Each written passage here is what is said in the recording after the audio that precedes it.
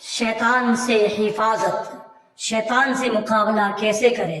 قصہ مشہور ہے کہ کوئی بزرگ تھے، ان کے پاس ایک دفعہ ایک طالب علم آیا جو دینی علوم سیکھتا رہا۔ کچھ عرصے پڑھنے کے بعد جب وہ اپنے وطن واپس جانے لگا تو بزرگ اس سے کہنے لگے، میاں ایک بات بتاتے جاؤ۔ وہ کہنے لگا، دریافت کیجئے، میں بتانے کے لیے تیار ہوں۔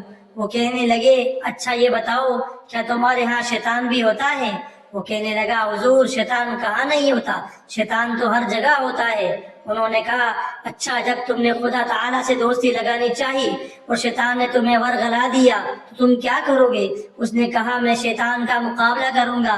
کہنے لگے، فرض کرو تم نے شیطان کا مقابلہ کیا اور وہ بھاگ گیا، لیکن پھر تم نے اللہ تعالیٰ کے قرب کے حصول کے لیے جد و جہد کی اور پھر تمہیں شیطان نے روک لیا تو کیا کرو گے؟ اس نے کہا، میں پھر مقابلہ کروں گا۔ اچھا مان لیا تم نے دوسری دفعہ بھی مقابلہ کیا، لیکن اگر تیسری دفعہ پھر وہ تم پر حملہ آور ہو گیا اور اس نے تمہیں اللہ تعالیٰ کے قرب کی طرف بڑھنے نہ دیا تو کیا کرو گے؟ وہ کچھ حیران سا ہو گیا مگر کہنے لگا، میرے پاس سوائے اس کے کیا علاج ہے کہ میں پھر اس کا مقابلہ کروں گا۔ وہ کہنے لگے، اگر ساری عمر تم شیطان سے مقابلہ ہی کرتے رہو گے تو خدا تک کب پہنچو گے؟ وہ لاجواب ہو کر خاموش ہو گیا۔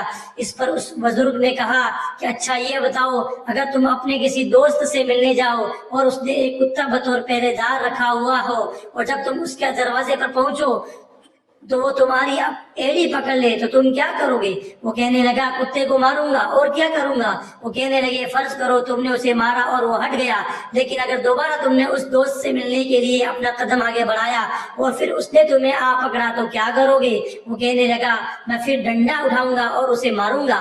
انہوں نے کہا، اچھا تیسری بار پھر وہ تم پر حملہ آور ہو گیا تو تم کیا کرو گے؟ وہ کہنے لگا، اگر وہ کسی طرح باز نہ آیا تو میں اپنے دوست کو آواز دوں گا کہ ذرا باہر نکلنا، یہ تمہارا کتا مجھے آگے بڑھنے نہیں دیتا، اسے سنبھال لو۔ وہ کہنے لگے، بس یہی گر شیطان کے مقابلے میں بھی اختیار کرنا، اور جب تم اس کی تدابیر سے بچ نہ سکو تو خدا سے یہی کہنا کہ وہ شیطان کو روکے اور تمہیں اپنے قرب میں بڑھنے دے۔ رب کی محبت کا کوئی مول نہیں، رب کے سامنے پیش ہونے کی کوشش جاری رکھیے، رب رنگ لگا لے گا انشاءاللہ۔